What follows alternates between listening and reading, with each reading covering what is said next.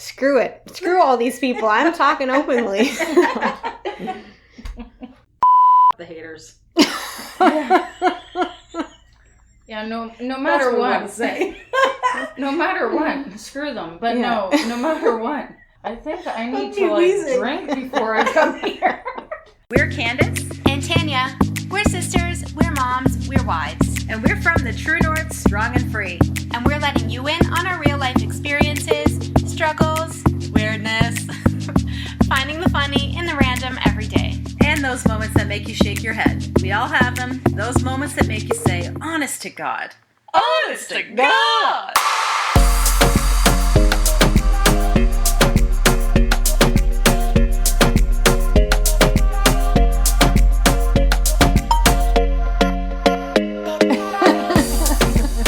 Welcome back, Poddy Nation.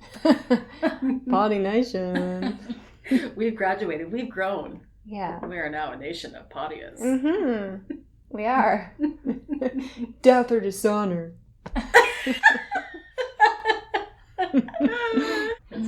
Poddy Nation for life. Well, this episode's off to a great start. Hi, guys. Hi, guys. This is episode 6 of Bearing It All, our season 2. What are we doing here? Actually. So, does anyone know? Oh, hi, Drage. Hey. How you doing? Welcome, Andreja. Thank you. You guys know Andreja from episode 3. Hey, guys. Bearing a toxic relationship. Oh, yeah. She's back. I'm back. So we're about halfway through-ish our second season. So we thought it would be a good time to do... Maybe a third. Not quite a third of the way? Maybe. Well, yeah. I don't know. We'll see. We're creeping up on halfway through our second season here. So we just thought it might be good to have a little intermission type episode and kind of recap what we've talked about in the previous episodes and the stories that have been told, because it's a lot and there's really good stories. We want to, recap on those. A lot has happened. A lot has happened. So we thought it would just be good to talk about our feelings. We're getting all up in the feels up in here. You sound like Kirk Franklin. I've actually always wanted to hold a mic and say, how do you feel? It's Kirk. Who is Kirk? Kirk Franklin? Oh, Kirk Franklin. Do you know who that is? Yeah, he's like a gospel singer. Yeah. Yeah. Oh.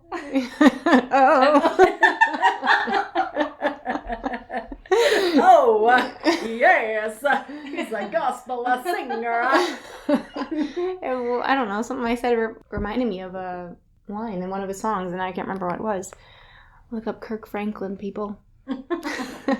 Anyways, I don't know how we got talking about Kirk Franklin. I thought you were talking about the turtle. Franklin? I don't know. Yeah, so if we got any Christian music listeners up and the listeners, you're welcome for the plugs. I don't know why I keep creeping close to the mic like I'm on a midnight dirty talk show or something. I'm whispering. I'm on a phone line or something. What are those called? Sex. Yeah. Sex. One of those Section 900 numbers. Call in right now. Oh my god. I'm fairly certain my cousin and I used to call them for fun. Oh.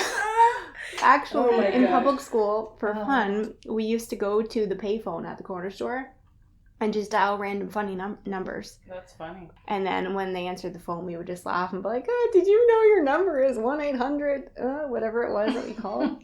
That's what we did for fun. That's funny. Yeah, those were the days. Now I look at a payphone and I'm like, oh, that's disgusting. Yeah. I just think of all the germs on there. Still have those? Yeah. They do. Even in the hospital, which is the sick part. Yeah. Yeah, all the There's germs. growth on there for sure. Well, we've just gone all over the Totally place. derailed. Thanks for coming out, folks. That was a great episode. We're going to wrap it up here. Yeah. It's getting late. Time's a ticking. Time for bed. We're we're just going to sit here and chat and thought we'd break the mics out and see what happens. Yeah. Well, this morning is September 3rd, and it is the first day of school for most people in the province of Ontario. My baby started high school today. Yes, Chloe started high school. Yeah, she did. Yep. Trouble. My nephew Jet started SK. Hannah started university. Jake is starting grade 11. But all this to say that everyone is starting something new today. So my plan was, you know what? I'm going to bed early tonight. Well, sorry, that wasn't part of my plan because I wasn't going to bed early. But I was like, I'm going to get up early tomorrow like the rest of the world. And I'm going to have a very productive morning because it's a fresh start for pretty well everyone tomorrow. So I want it to be a fresh start for me too, even though I'm a stay-at-home mom. But that was my plan, to wake up early and feel like I was involved in this new fresh beginning with everyone. That went out the window when I woke up at 9:30 because Ivy slept in, so she was my alarm clock this morning. I should have set my actual alarm, but she doesn't usually ever sleep that long. That was pretty crazy. So I didn't even know what time it was. I just kind of took my time coming downstairs, making her a bottle, brushing my teeth, making a coffee, and then I looked at the clock and it was 10 o'clock. So I didn't wake up early. I've now missed both gym classes that I could have gone to. And then I spilled my coffee everywhere. So far, super productive. Yeah. This is how today's going. Freaking out. Okay. We are recording this today, so I'm accomplishing something. That's true. You know? Tomorrow's always a new day. Yeah. Try again. Yeah. But that was my honest to God, because freaking right. Today was my first day back to work after a week off. I took holidays last week. That's always the best day. The first day back to work. Oh. That's what you have tomorrow. Oh, God. I'm going to slice my kneecaps open at about 6 a.m. And sew them Because back that would together. feel better then, than going to work. Yeah, it really would. And then you're going to go into work where they'll sew them back together for you. Yeah, exactly. Damn. Plan failed. Yeah.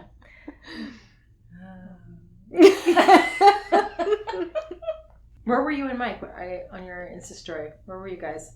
Oh, the Chinese buns. Chinese buns. Oh, yeah, they're hot. Tell me about your buns. Well, they're juicy, moist, supple at times. Where did they come from? Toronto? Yeah. Okay. Yeah, near his parents' house. But they have great Chinese buns. Oh. All kinds. Coconut. Coconut filling. I've got Hot a lovely dogs. bunch of coconuts. There they are, standing in the room. Bum, bum, bum. Big one, small one, some as big as your head. head. Oh, man. Do people subscribe to this? I know. They do, yes. They do, and they are our people. Yeah. They love every second. And we are theirs. That's it. Is that it? Okay. That's it. They were just good Chinese Just buns. a variety of Chinese Yes. buns. Nice. Savory, sweet, whatever. So we got about 40 of them. How long do they last? Right, let's buy 40. How long did they last? I have no idea. We have tons in the fridge. Yeah, actually, I got a sack full of I them have right one here. in my pocket. Yeah. Yeah. Okay, Oh, so God. Candace also went camping this past weekend, and Candace doesn't do... Well, you do camping, but you just don't do bugs. Right, and the camping that I do Bigs. the camping that I do, also that I do. Did you do in the woods? That's what I want to know. This is why I brought this up. Oh, yeah, we'll get to that. But the camping that I do offers electricity coming out of the ground I'm an infant. and a little tap to turn on so that I can fill up my Keurig and plug it in and make a coffee in the Oh morning. my God. And then go to the bathroom Yeah. with a shower and running water yes. and all Yeah. that, But I'll sleep in a tent and I will let Andy cook for me outside on a fire. Well, first of all, when he pulled over, I'm like, "What are you doing? Why are you stopping here?" I was like, he's like, "This is it." What? Oh my God! So anyway, we get in a canoe and we have to canoe across this lake to get to our campsite. And so we get to the campsite and I'm looking at it. I'm like, "This is it." This is what you... Where's the rest of it? Yeah. There's roots coming up everywhere. So it's not even like a manicured. Yeah, exactly. Like when I go camping, it's like, you know, you're in site 40. That's perfectly manicured for you. Right.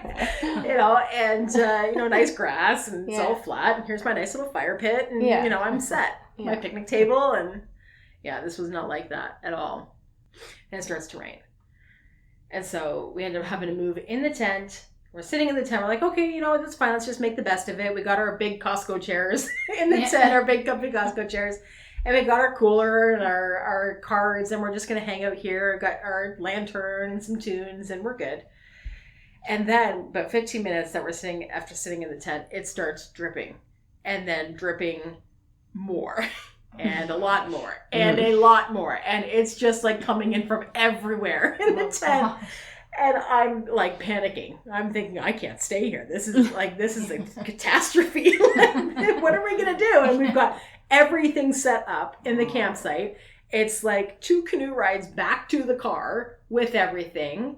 Oh, it was just so awful. I just wanted to cry. It was so awful. And then Sandy tried to poor Andy, he's just wanting me to have a good time so bad. And he's trying to put up this tarp so that the water's running off and there's holes in the tarp and it's not working. And then, so we're like, okay, let's try and move the tent to try and help the runoff a little bit. And anyway, as soon as I picked up the tent to try and move it, I rip a big hole in the tent. And I was like, that's it. We can't stay here. So we hustled, packed everything up. We were out of there within an hour and a half. It was a scene. At least we had a good time up until that. But as soon as it started raining, it was a scene. Sounds agree. What do you say, Tanya?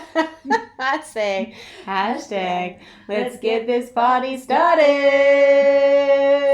Honest to God. All right, so we have quite a few heavy topics that we've already talked about, and the feedback has kind of been pretty unreal.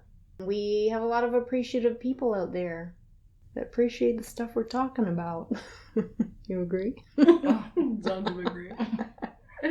Yeah, I think it's been, for me personally, as an experience of putting it out there for me, my story of surviving domestic abuse and violence has kind of been freeing, because that was kind of the little thing that was secret that I kind of just kept to myself and was happy to do so. And then to just put it out there, it's just kind of like freeing in the way that, well, now everybody knows. Now I got nothing to hide. Mm-hmm. And it's just kind of freeing. I agree. You know? Especially when it's something that is super hidden from people, mm-hmm. from the majority of people.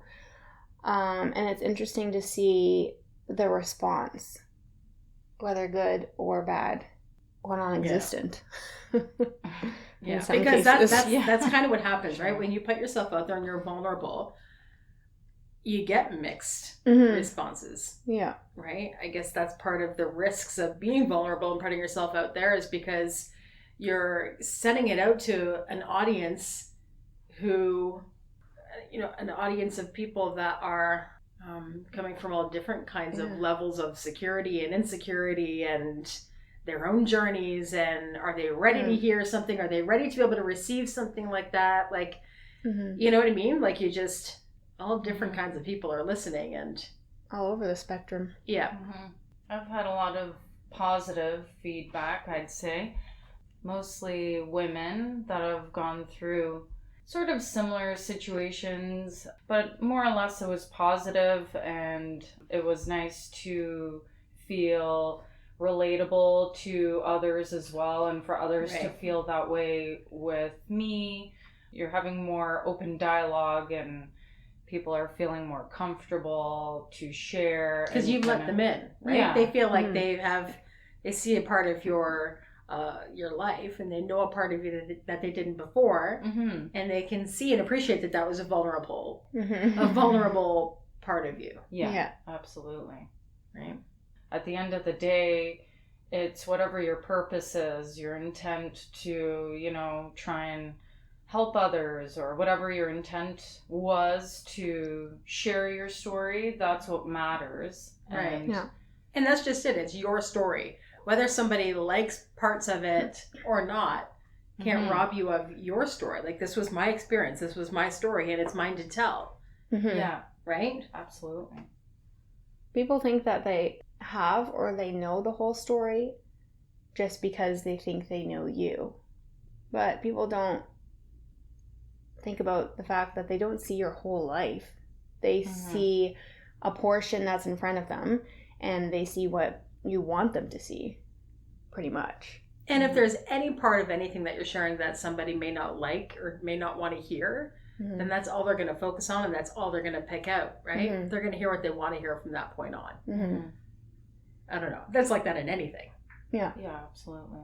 It can be incredible how many people make your story about them. Yeah. You know? Totally, yeah. It's like this, it actually wasn't about you at all. Right? Yeah. And that's what can make it super freaking hard for people to open up about things they've gone through, because the backlash that they know they may be getting. Yeah. Which is why people keep quiet about things in the first place.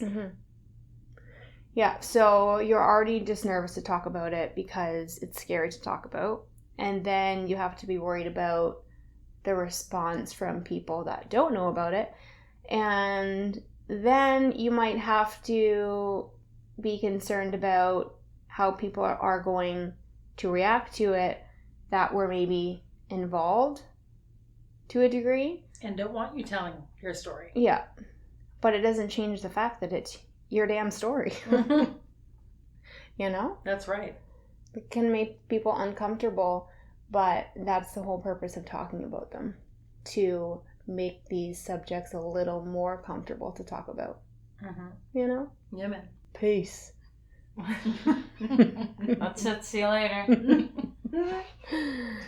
We live in a really, I feel we live in a bit of a selfish world, and I think all of our backs are up a lot. People only think about their perspective of something. Yeah. They don't stop to think about someone else's perspective or someone else's truth in the situation. Yeah, exactly. That somebody else's perspective and truth can be different than yours. Yeah. Right? Yeah, absolutely. There's an art to being empathetic. Not everyone is. That's a characteristic that not everyone has. So it's difficult for a lot of people to put themselves in other people's shoes, and I can understand that. But take a look at, put your own feelings and thoughts aside and consider for one moment that somebody else may have had a different experience or a different perspective from or view of how things were. It might be different than yours, and it doesn't make it wrong. It was just theirs. It was their experience and their feelings, which are completely valid because it's from where they were coming from. And I mean, that's life. Like, we're all coming from different, we experience everything differently because we're all coming from different backgrounds and experiences that are leading up to all of these things. And I think it's just like you said, Dre, just trying to be able to look at the grander picture. What was the intent? What is the message they're getting across on the grander scale? And the response from people after opening up from these stories isn't the intent of opening up. These stories aren't being told to sit back and look how people respond to them. Yeah. They're being told to help other people in similar situations. It is still interesting to see the response because you're going to get a response whether you like it or not. You always have to be prepared for the amazing responses and the negative responses. Some people just like to pretend that things didn't happen, or like to ignore a situation entirely because it makes them uncomfortable. Yeah. When you talk about something that is not always talked about and it's a real life experience that involves other people, you're either going to get, it's either going to make some people comfortable in knowing that they can relate to you and they find that comforting. And then there's other people who are it's going to make them uncomfortable. So that's just, it is what it is. And we're all entitled to our stories, and we shouldn't fear, whatever backlash we're going to get. If we've got a story to tell and it's going to help us heal and it's going to help other people heal, then you just got to do it. Yeah. All the positive outweighs any of the negative, and obviously there is negative. Yeah. So let's start at the first episode of this season. So this is the episode where I talked about my miscarriage and fertility journey up until this point. Mm-hmm. So opening up about that was scary, and it took me a while. I went back and forth a while. Trying to figure out when I wanted to open up about it. I knew I wanted to open up about it, but didn't know when I actually would put the pedal to the floor and actually do it. So, but I have to say, after talking about it openly and sharing that part of my life, it was like a breath of fresh air, for sure. Mm-hmm. It's nerve-wracking, and a lot of the times when you talk about a journey or a trial that you've been through, talking about it kind of feels like you have to let go of it a little bit. You got to deal with things a little bit. Right. That's how it kind of felt for me, because I felt like having that story so close to me was the only thing that I had. Because my story was about my miscarriages and how I lost those babies. So that story and how not many people knew about it was sort of like the only thing I could kind of cling to that made me feel a little bit closer to it or to this situation. And you were still like holding them dear. Yeah. It was still like I was holding it close to my heart. So when I had to talk about it, when I came to the point where I knew that I had to talk about it because I wasn't dealing with things, not talking about it, that was literally the morning when we released that episode. I started to cry. As soon as I posted on Instagram, then it's like really out there. Right. Broke out in tears, and Mitch is like, "Are you okay?" And I was like, "Yeah, it's just surreal now that I'm actually putting it out there." And right now it feels like I'm releasing it a little bit. Mm-hmm. So that is the most difficult, or was the most difficult part for me, was feeling like I had to release the grip on that a little bit, because that's kind of what you're doing, letting people into it. It was so worth it. Like, I was just going to say, how do you feel about that now? What, if anything, has changed on how you feel about that now? Well, first off, the amount of responses I received from people thanking me for opening up about my story, because they either knew someone who was going through a similar situation and kind of didn't really know what to say to them or how to respond to it, or thanking me because they have gone through a similar situation and they haven't talked about it. So they're thanking me for talking about it because it made them feel like they're not the only one going through, because they're not. Right. So many people go through similar journeys. I couldn't even believe the amount of people I had messaging me, thanking me for opening up about it and sharing their stories with me. So many people that I didn't even know, which was kind of the cool part, that they felt comfortable enough to message me and share their story. So it was hard reading through everyone's stories because it's kind of triggering a little bit. Yeah. Like, you feel freaking, like, I can feel like what you felt. Right. Like, it was so nerve-wracking, but then as soon as I did it, it was like, whew, this like wave. It felt like a wave like washed off of me, and so much weight was lifted from my shoulders talking about it. Because, like I said before, it's weird when you think about something all the time, but no one knows about it, you know? Yeah.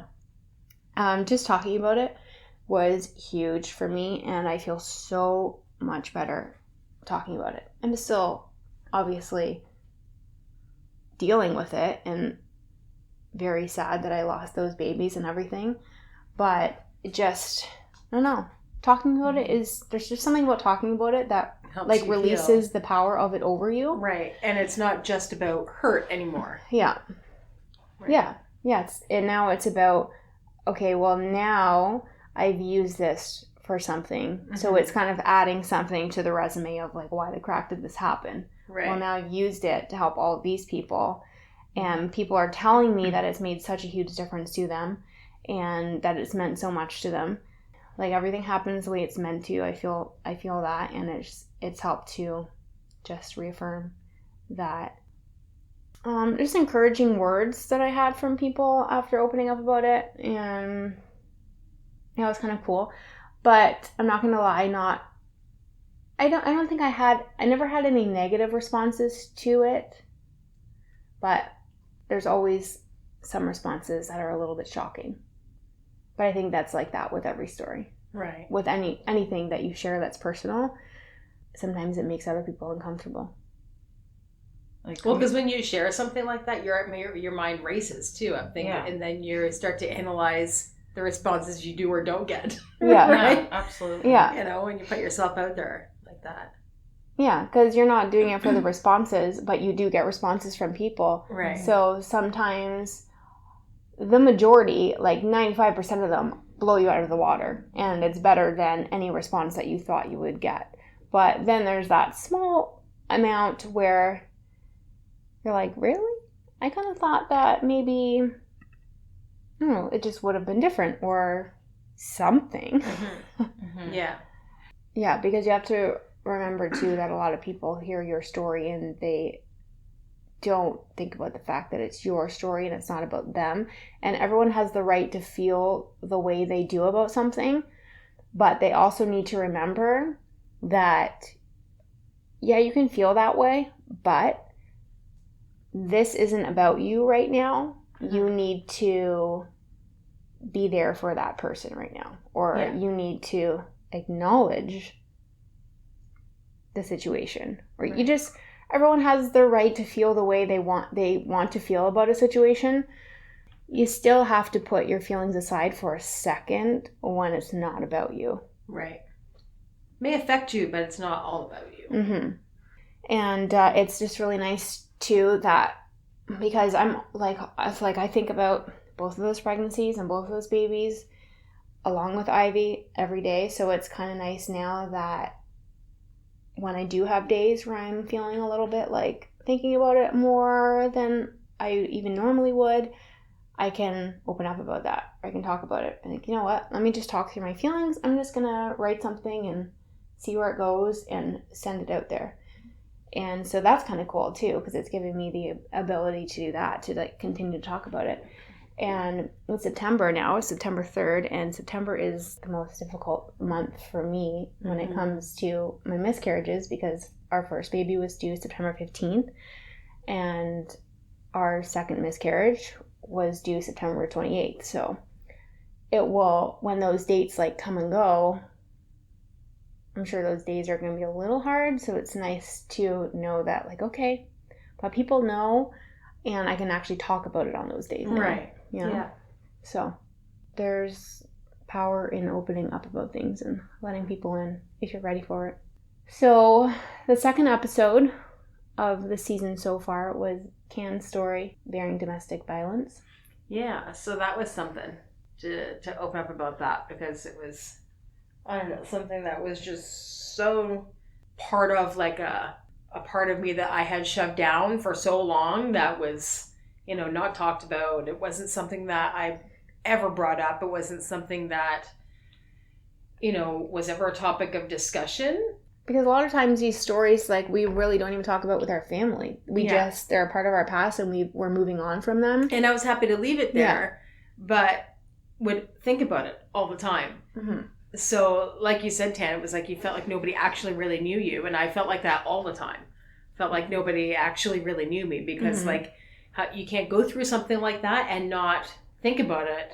It's been part of what has made me who I am, right? So it's, I don't know, it was really hard to open up and talk about that, because just of all the things like I shared in the podcast of how I was afraid it was going to make me look, and it was, you know, it was just showing a side of me that was super, super vulnerable, and you know, the battered woman syndrome. That's not me. Like, I don't want to be, so I was more than happy to just kind of keep that to myself. Look at the parts that made me stronger, made me who I am, and just move on with my life. And I'm happy to do just that. And, you know, leave it in the past where it belongs. Yeah. Right? But in doing so and sharing about it, I feel like it has been freeing in that it's out there. I just know that there's no secrets. Like there's something so freeing in knowing that there is no secrets. There's nothing that you're hiding. There's nothing, it's out there. Yeah. Right? Yeah, and it's not even though it's a secret. It's just I don't talk about this because I don't really want to, and I'm trying to move on from it. But then it's like an annoying nudge on you all the time. Yeah.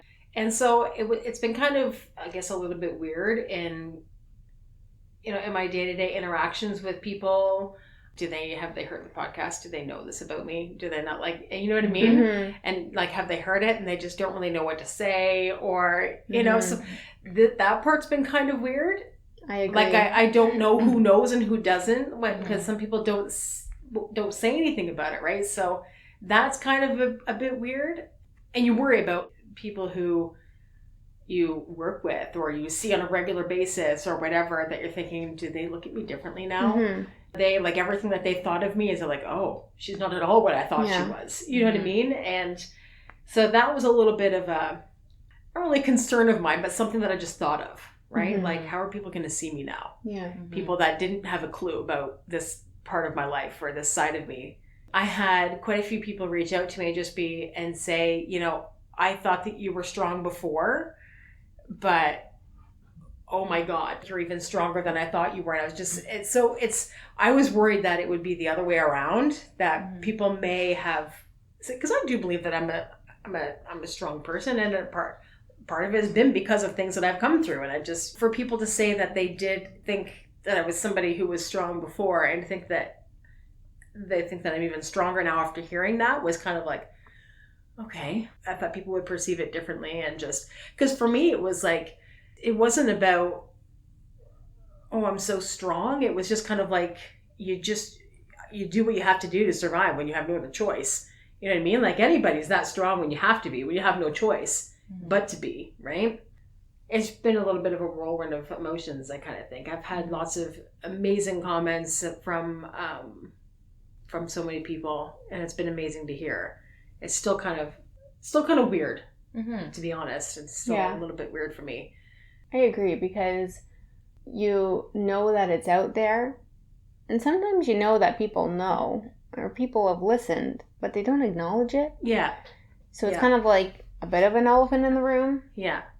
But I'm kind of coming to the point where it's like, I don't really care what people know about me. Like, I'm me, and I don't, like, and there's, like I said, something just so freeing about not having to hide anything. It's like, it's out there. I don't care. Yeah. If you know it, you know it. Yeah. Right? But it's interesting though. It's some people, have heard your story and haven't acknowledged it to you.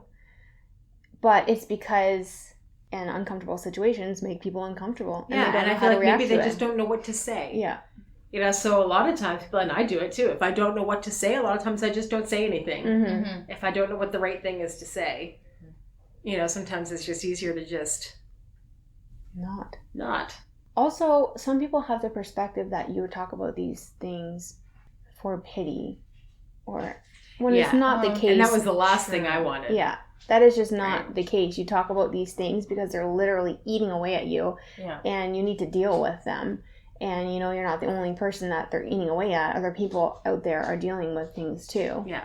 Both of you, when you shared your stories, and really everyone that's been sharing their story, the intent, it's easy to see what the intent is. There's some people, of course, that will share a story and maybe fabricate it a little to get some kind of acknowledgement or attention and whatnot, but all the stories have been with positive intent and to help others to feel comfort and, again, build a sense of community and just to feel comfort sharing their stories as well. Yeah. So we're trying to use our stories. Use where we've come from to help both ourselves to heal and other people. Like, it wasn't really until after my episode released that I realized that there was obviously still some healing that was going on, because as I was listening to it, there was clearly still a lot of emotion tied there, and like I was just so emotional about it. So I was like, clearly this is there's still more in there that needed to come out, right? Because this was a step that I hadn't yet taken towards healing. Yeah. You know, being open about it and putting it out there like that. So it was all good. It was necessary. And I think that, you know, with this being a podcast, it's going to be out there forever, that I just hope that it continues to help other people for a long time. And how did Jake and Chloe respond to it? Jake hasn't listened to it. Yeah, it's still kind of a bit of a sensitive issue with them. Chloe did listen to it. I think it kind of opened her eyes a lot, but because she was really, really young, so she doesn't, like, she only knows little bits and pieces that she's been told here and there. I never hid anything from them. I sheltered facts, certain things, certain details and things like that for them, because they just, you know, there's just some stuff that there's no good in telling them. You know, there's no good reason for them to know certain things. So, like, nothing good will come of it. So there's a lot that they don't know. So some of the things that I shared in the podcast was news to her. So that was hard. It's been a couple heart-to-heart conversations and some tears and things like that. There's a lot of hurt and emotion tied to that, right? So they're on their own healing journeys too, but it's opening up a conversation too, which is cool, that you otherwise might not have had right now. Yeah. And Jake isn't, I think he's just not ready. He says that he will. He's just, I don't think he's ready. And when I I just told him, I said, if you don't want to, that's fine. If you do want to, I'm happy to answer any questions. I'll listen to it with you if you want. But he basically just says it's a part of our past, and he's like, I just don't even want to revisit it. He said, it's the past, and I want to leave it there. Says my present is so damn good. Oh yeah. Yeah. So, you can't go through something like that, even myself or my kids, without there being hurts that need to heal. And that all happens over time. And oh yeah. So they both know that both me and Andy are open books and willing to talk about anything they ever want to talk about, and always have been, and we're open books. These experiences it has shaped who you are now. There's always positive to find. I mean, if I hadn't, I wouldn't have Jake and Chloe. Yeah. So, and to have them, I'd go through it all over again. Yeah. To have them. So that's, a positive. And, it's just, I think it's going to help me help other women. You can get through it. There is light at the end of the tunnel. If I can get through it, anybody can get through it. And it's just talking about it. It just, I think, allows my kids to know that it's okay to talk to me about it. It's not hidden. It's not shameful to talk about. It's not something that's hush hush. We can't talk about it. Yeah. It's like, I'm open about it. I'll answer your questions. And that, when it's out in the open like that, it can't be used as a hidden hurt to just fester. Yeah. You know what I mean? I'm still going through that part of discovering what opening up about it is doing for me and for my kids, and figuring out how opening up about it feels. Because it's not even just opening up to your family or friends, it's out there for the world, really. And it's pretty incredible in that regard. And it's not even it's the world, the strangers in the world, that's okay. They can know. It's the people that are part of my life that I see on a regular basis that had no idea. That is kind of a little bit freaky to know that now everybody who knows me knows. It's all good. And I think the healing journey is still going on, and it's now episode 3. Bearing a toxic relationship So with Andreja. I really felt good about it. It wasn't difficult for me. I think I've had a number of years to just process everything and figure out how I felt and my responsibility in it was just what I want at the time of sharing it, bearing it all. I was just excited almost to share my experience, or maybe even rather the fact that I was just so proud of myself for taking the time to actually go through the healing process, whatever that looks like to anyone else. But for me, I took the time and did what I needed to do. Took the road less traveled, which was really difficult to decide to do. And the fact that I did it, and it was hard every step of the way, it led me to my life now and the happiness that I found with myself, first of all, and then with my current boyfriend, Mike. It's so incredible that I just wanted to share it, because I find that a lot of people are in those predicaments in their life, if it's a relationship or anything. It's and they settle. Yeah, really. And I see it a lot, and it bothers me for some reason. Like, I just want to shake people sometimes. And maybe it's because I went through it and I put in the hard work. I know I spoke to somebody, this was before the podcast aired, and I think we were talking about the fact that I was going to share my story. And this person wanted to know about my story, and I shared a few things that worked for me, and they were kind of wondering, how do I find my person and that kind of stuff. So I shared a little of what I had gone through and what I did to get to where I am now.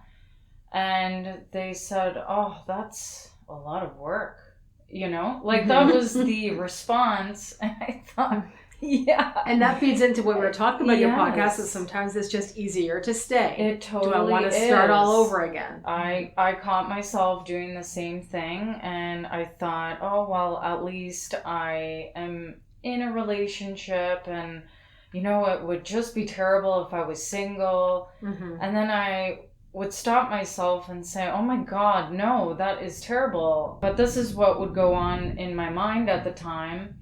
It was just a positive thing for me to be able to share the things that I've learned for myself, the wisdom that I gained. I always knew that I was a really reflective person, and sometimes some would see it as a negative to be so sensitive and feel too much. But honestly, at the end of the day, it's allowed me to reflect and get to the point where I am now. And I feel that I have some good things to share, and that's relatable to others. And it's a great story of demanding better for yourself and not settling, and being able to reflect is a huge strength. Like, to be able to take a look back and be able to reflect on things and be in touch with your own emotions and your feelings and everything is huge. Yeah, it's very hard. And if you're that type of person, it's easy for you, but to a lot of people, it's very difficult. And to face yourself and to think. Because you may have to face some things you don't want to face. Absolutely. Deal with some uncomfortable times that you don't want to deal with. Yeah. Some people, being alone is absolutely terrifying for them because they've never been alone. Absolutely. Yeah. Well, yeah. And I suppose I was in that category too. I set out to make a point to feel comfortable being alone. I thought that was important for my healing and in order to find what I'm searching for. I don't know, I feel like I just have a lot to share, and it was just positive for me, rather. It wasn't any kind of healing, or it wasn't difficult to share anything, because I think I already made peace with everything that happened, and perhaps a part of that is where I'm at now in my life, and being so incredibly happy with, basically, I found what I was looking for all this time. Right. So maybe that's why the healing has progressed at that rate. I don't know. Now, there's been a lot of friends have just shared that they're, just proud of me for sharing, and it's difficult to share. It will make a lot of people take a step back too and think, geez, I feel very similarly to how she does. And when you were in your relationship, it wasn't until you really took a step back that you reflected on things and realized what the crack it was. So hopefully that's helping people be able to do that now. Yeah. Yeah. And Light not the fire under their bums and Yeah. become better for themselves. Yeah. Yeah. Because people don't want to be uncomfortable. No. They'd rather stay put even though they're not happy. But it's worth it. Yeah, it sure is.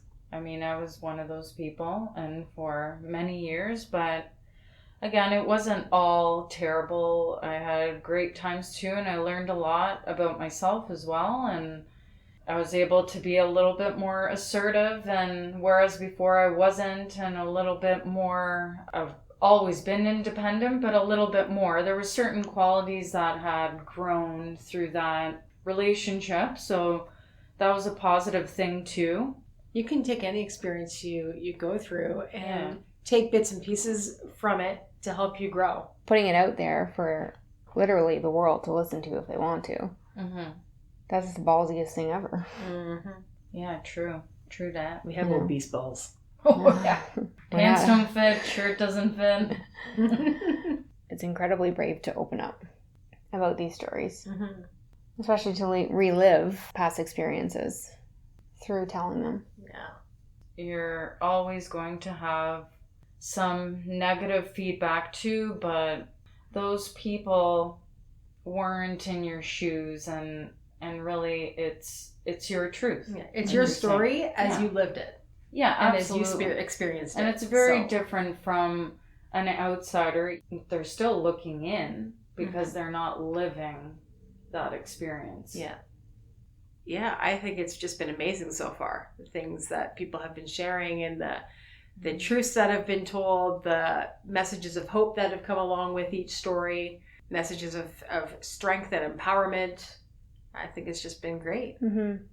The stories that are to come too are also heavy, emotional, deep.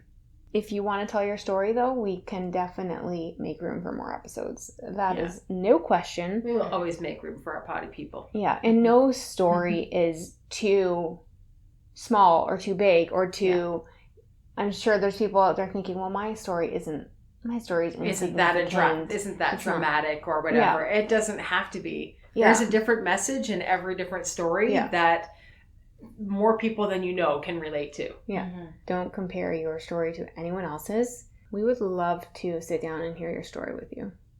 All right. Well, I think this is our recap for now. I think so. I think we ought to slap that big ass bow on it. There it is. Potty Nation. Thank you for listening to this episode. Yeah, we just thought it would be good to recap everything that we've talked about so far. Mm-hmm. And then continue on with our episodes next week. And we never pass up an episode to co-host with Andreja. Yeah. Oh, thank you guys. If you were sitting in on a recording of one of our episodes, you would see how relaxed it actually is. I'm not even wearing pants. Non-professional we are. I'm just kidding. We're very professional. We're crazy. All right, pottiers. Thanks for listening to today's episode.